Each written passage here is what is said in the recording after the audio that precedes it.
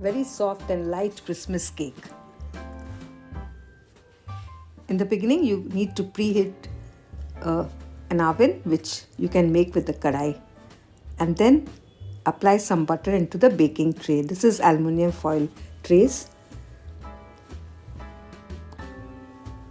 Need to keep a ring at the bottom of the kadai, and on top of that you put a plate, and then cover this kadai and preheat for 15 minutes on low flame. Here are the ingredients for the cake.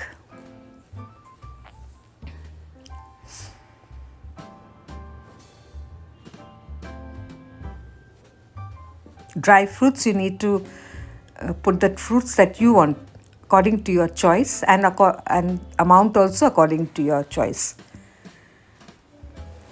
This is a food color gel, which is a dark chocolate, vanilla essence, 2 cups of brown sugar. We have to powder it, and this is the measuring cup that I'm using. And here are the different dry ingredients and wet ingredients. So now I'll start mixing the 4 eggs nicely. Using a whisk, I'm going to mix it till the yolk and the white gets mixed.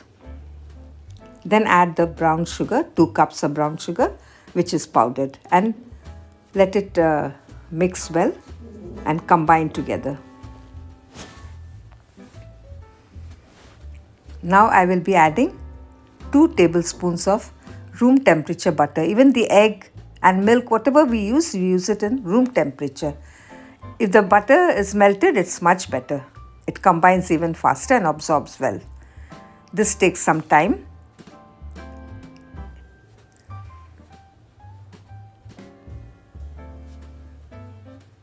Once you mix the butter, egg and the sugar together, now we will put the dry ingredients.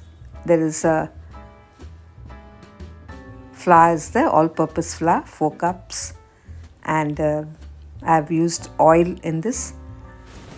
I have used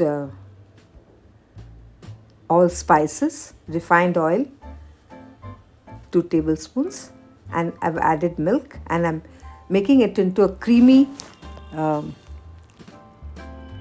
batter,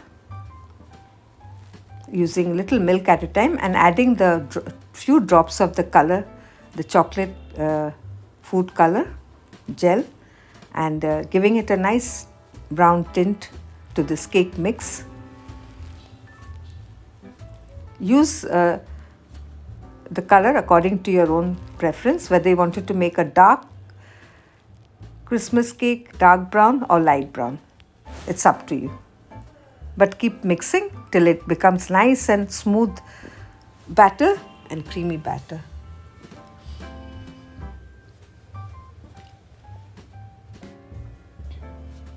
I've used 2 cups of milk, room temperature.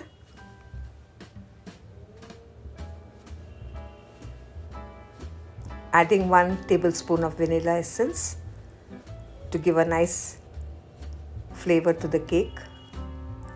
Keep mixing.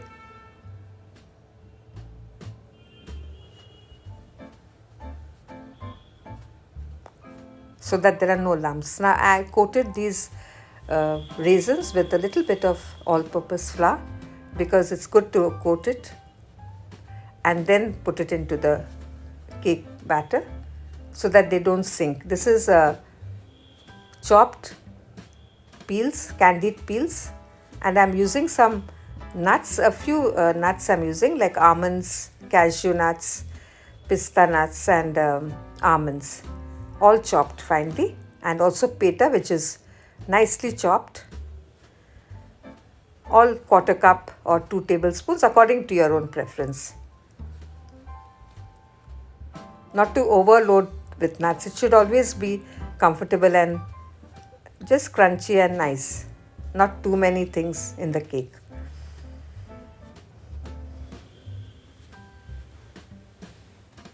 I'm adding 2 tablespoons of rum because we had at home. We also baked cakes in the bakery, so this I just tried to help people who love to make cakes and they don't have the access to thing.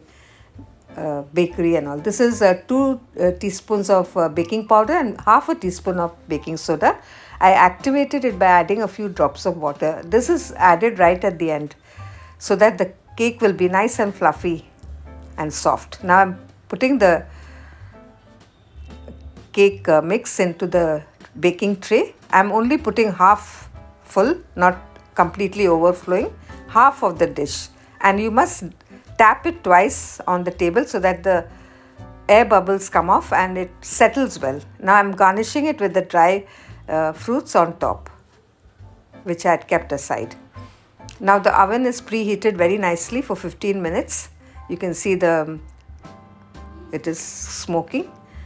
I will add these trays.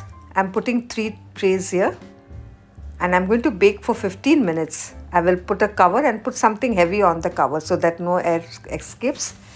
And you bake for 45 minutes. Don't overcrowd this tray. I got about 4 half-pound cakes and quarter pounds. I got about 5 out of the batter for whatever I used the ingredients. Completely cool this and demold and then cut it. It came out very well, very spongy, this cake.